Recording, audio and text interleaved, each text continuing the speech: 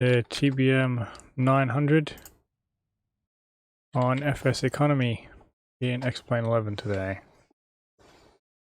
Looks like she will be a series of either 2 or 3 flights. I've got to do a short ferry over to the nearby airfield, get the airplane fixed, load up for passengers, and then continue on from there. So, without no further ado, let's get started. Go ahead and start the flight. We'll load the fuel. I've got this little warning, okay. Yeah, the aircraft needs a little bit of maintenance before I can take passengers, so I'm just going to fly it empty. I have filled the tanks up, so I'm going to take it empty to the nearby airfield. And there we can maintain it and then load the passengers up. And close the cargo door and rear passenger door. Jump in, I can close the pilot's door. I'll go ahead and start the avionics firing up. Let them go through their little boot up sequence.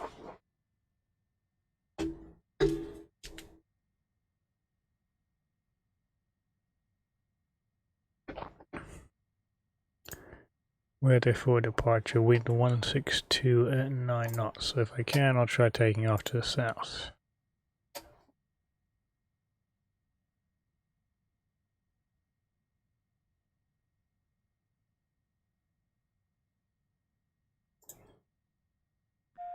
And there's the beeps. You can clear the warnings. Our warning is okay.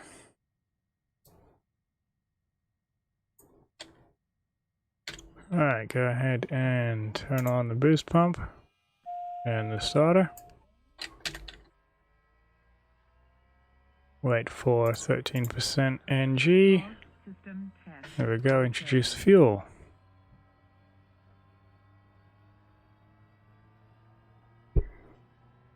Watching the ITT rise and the NG rise. Make sure it's not a hot start or a hung start.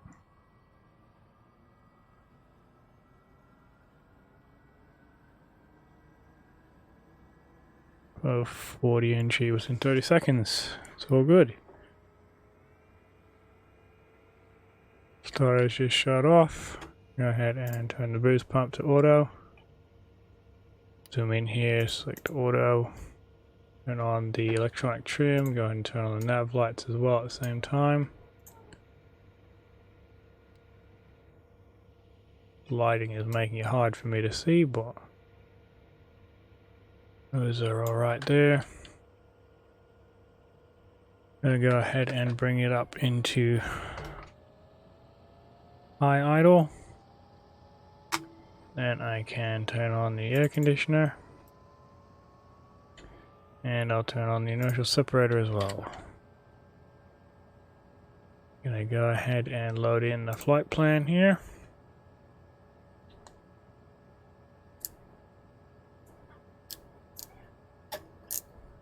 Okay, it's not. Oh, that's why it's not working. Alright. Yeah, let's go over to the next page. Press the cursor. And scroll to the KMO3, KSGF, that's it. Load that in. Inertial separator is on. Try and clear that warning. I was expecting that. Go ahead and zoom out a little bit here. That's in. Okay. I need one runway here, so I don't need that map. 30 miles, 50 miles. I'll go for 30. It's a very short flight today.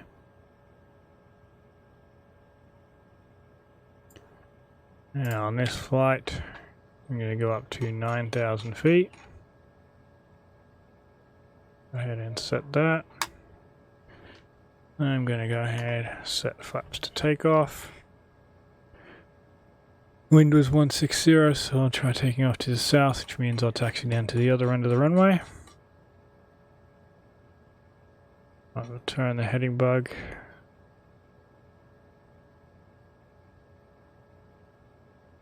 Looks like it's about runway 19. Okay, come up here, turn on the taxi light now, and release the parking brake. We start our taxi, turn on the flight director, press the go around button to raise the flight director up so I can get the 10 degrees nose up on the flight director. Make sure I'm trimmed for takeoff. Need to cycle the prop twice on the first start of the day. So just bring it down to feather and then back up again.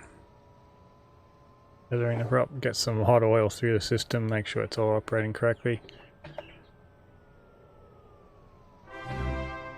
Hello Claw Phantom, thanks for the follow. And the second feather just there. Second cycle, everything's working well. And thanks for the host, Claw Phantom. Alright. Coming up on the end of this runway here. There's no special departure here, it's just going to be straight out to the south, and I'm not flying online or anything. Climb up to 9,000 feet. Turn on the pulse light and strobe light. And just complete the taxi off the runway. Off the taxiway. Alright. Now line up with the runway. Bring up the power. Onto the prop governor smoothly, then bring it up to 100% torque. And I've gone past 100. There we go. Power is set, 70 knots, 80 knots, rotate. Positive right, no runway remaining, gears coming up.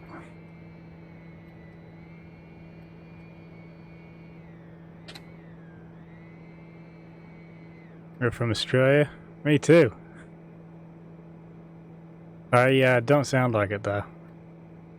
In 10 knots, 200 feet, flaps up and tracking. Go into heading mode. Now I'll start turning to the east here. And I'll arm GPS. And should have turned on the pitot heats before I took off. But better late than never.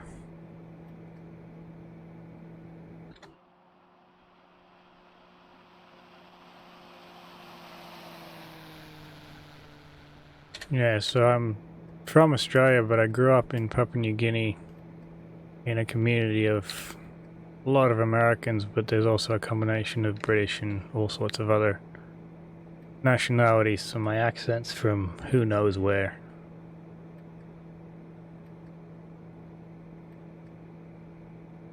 Now, I'm going to go into flight level change, set the speed to 124 knots.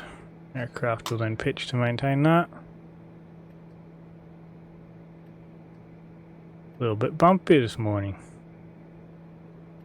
I say this morning just because the simulator's set up for a morning flight.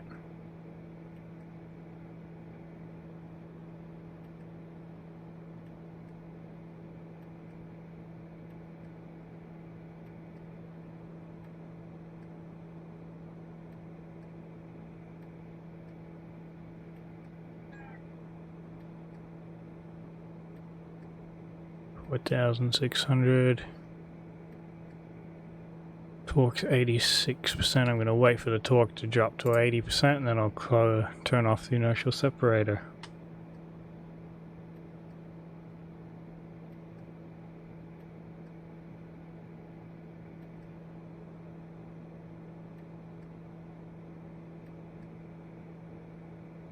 So how are things going for you, Claw Phantom?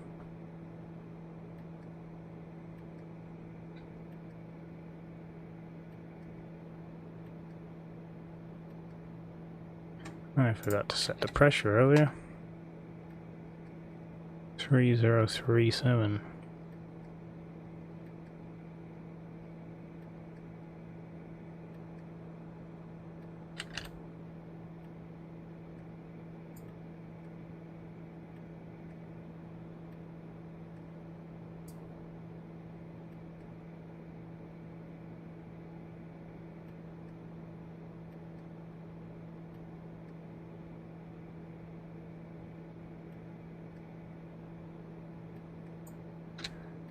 1,500 for 9,000. Torque is down to 80%, so I'll close the turn off the inertial separator.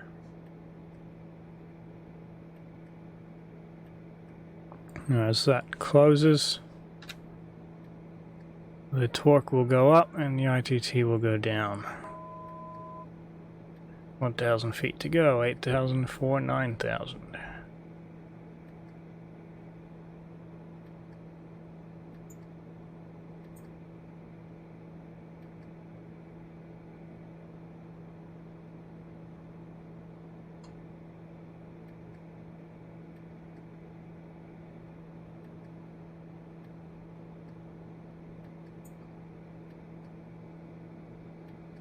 And reduce the power slightly here to prevent it from over-torquing.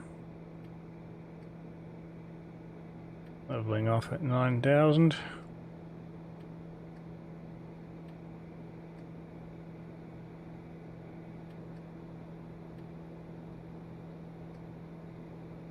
This is a very short flight, so I'm going to go ahead and start programming the approach. G'day, aye, Captain. How are you doing? Select not arrival or departure, select approach. I'm going to do RNAV 41, runway 14.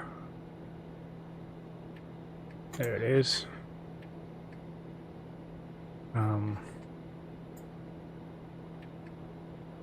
Which transition is it using? Jogpoo.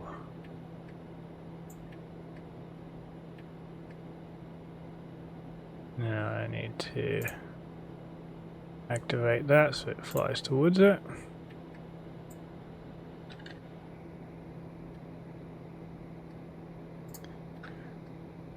All good.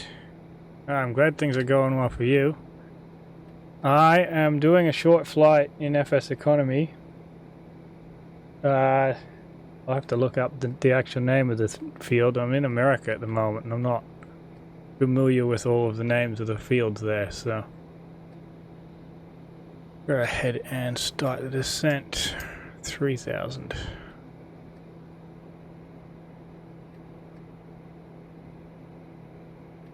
Vertical speed down. Issues? Is the stream giving you issues, is it?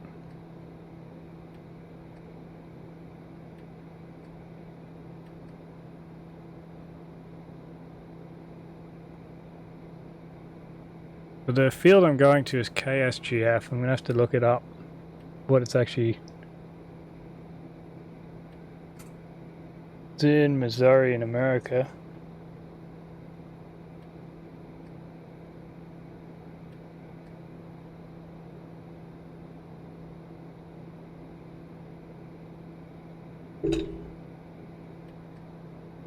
Springfield Branson National Airport. That's where I'm going. Thought you were going to say I'm having issues. Ah! No, I'm just behind it a little bit because it's such a short flight and such a fast plane. And I'm way above the glide slope. Yeah, there's the airport. Landing gear. Landing gear. Oh, shut up. I don't like that warning. Keep the throttle just high enough that I don't get the warning. Now, if I go to flight level change, it'll descend even quicker. Back for 9 holes of golf. Left the sim going for 4 hours to Tahiti. Nice! So is that 4 hours still to go, or is that 4 hours that it was just running?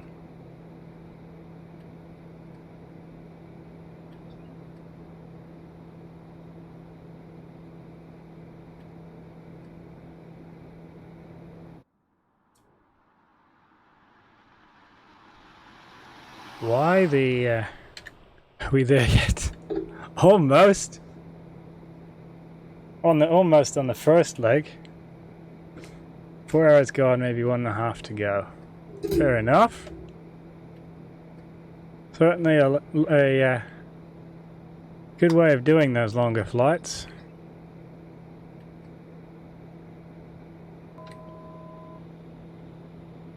Sim Toolkit Pro told me to go to 9,000 feet for a flight that was going to take 5 minutes. Not sure why I decided to actually listen to it. Go into approach mode. Now I wait for the plane to slow down to slow enough that I can extend gear and flap.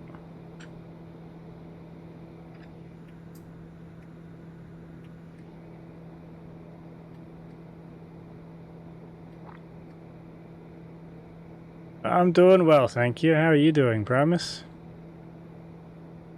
Also, when I'm flying the TBM900 in X-Plane, it works fine. When I'm flying the A320 or the 737, I have frame rate issues. I had to set heading though, because International Dateline gave it a broken flight plan. That's annoying. I haven't tried doing one of those flights across the Dateline in the new sim. Low 178. Gears coming down, flaps to approach. Turn on the inertial separator again. Avoid sucking any birds into this aircraft engine. Looked it on air, but you refused to pay for it. That's so far the mentality I've had for it. I used to use FS Passengers. I paid for that, but that was a one-off thing. But they don't make that for X-Plane. Or even the new prepareds.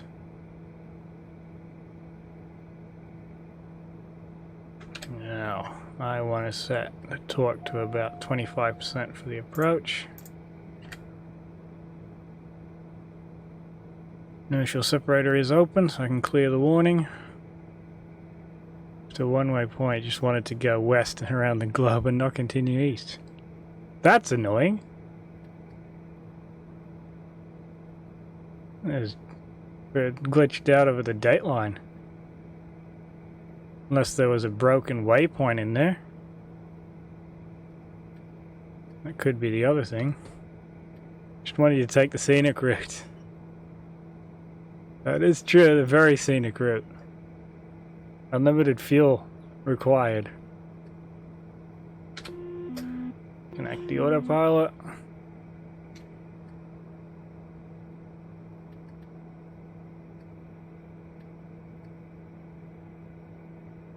Oh yeah, forgot to open this up. If it's gonna work. No, it's not gonna do it. Oh well, I'll have to figure out the landing prediction after this then. Back to flight idle. Airspeed. 88 feet per minute. It's not bad. Reverse thrust.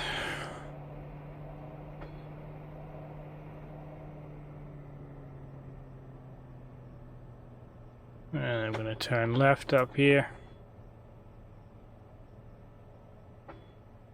I assume I can turn, yeah, I can turn left here. Turn off the pitot heat.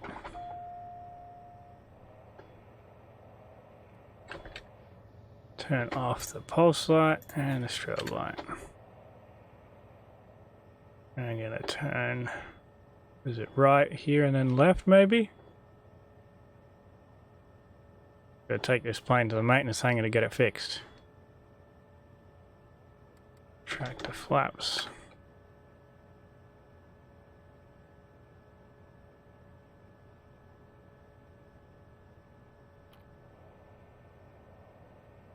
Oh, so that opens it up.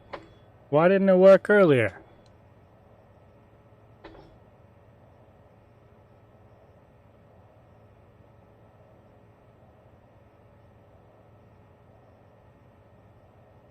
I gotta turn this off.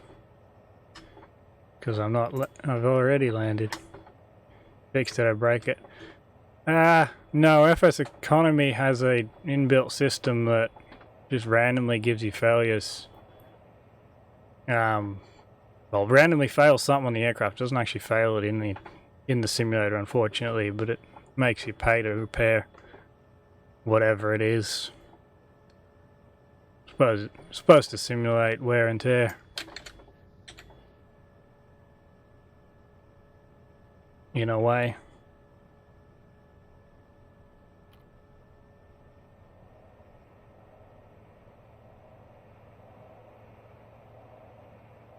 This aircraft has so much power at idle that you taxi it around in the beta range.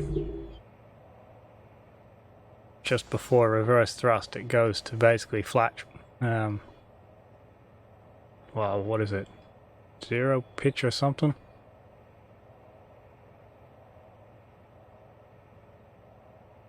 So you have to run it around past the reverse thrust gate in order to taxi at any reasonable speed.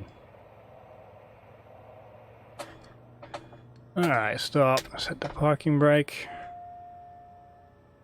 Clear the caution light. Turn off taxi light. Turn off the boost pump. Trims.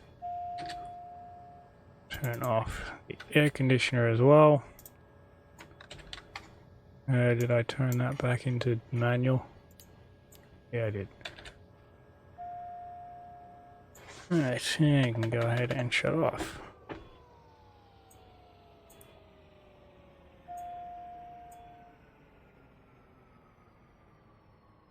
I mean, you should probably on the engine. Yeah, unfortunately it doesn't do that to you. As passengers used to.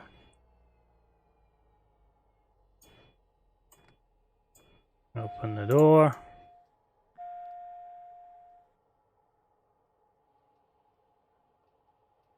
And as soon as that inertial separator flap stops moving, I can turn off the power.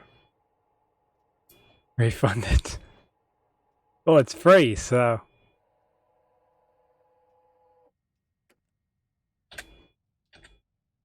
Right, turn off the power. I can finish the flight here. Now load up FSEconomy on my other computer and go into the system.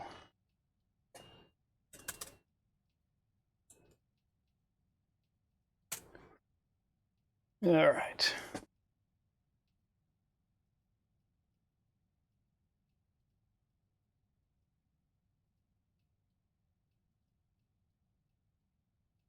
Into the aircraft.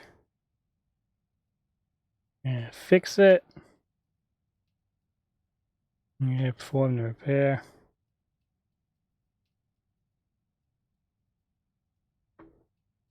So it cost $2,000 to do the repair.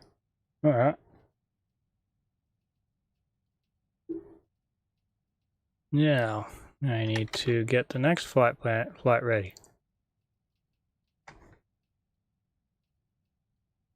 And I'll go ahead and show you what I'm doing here.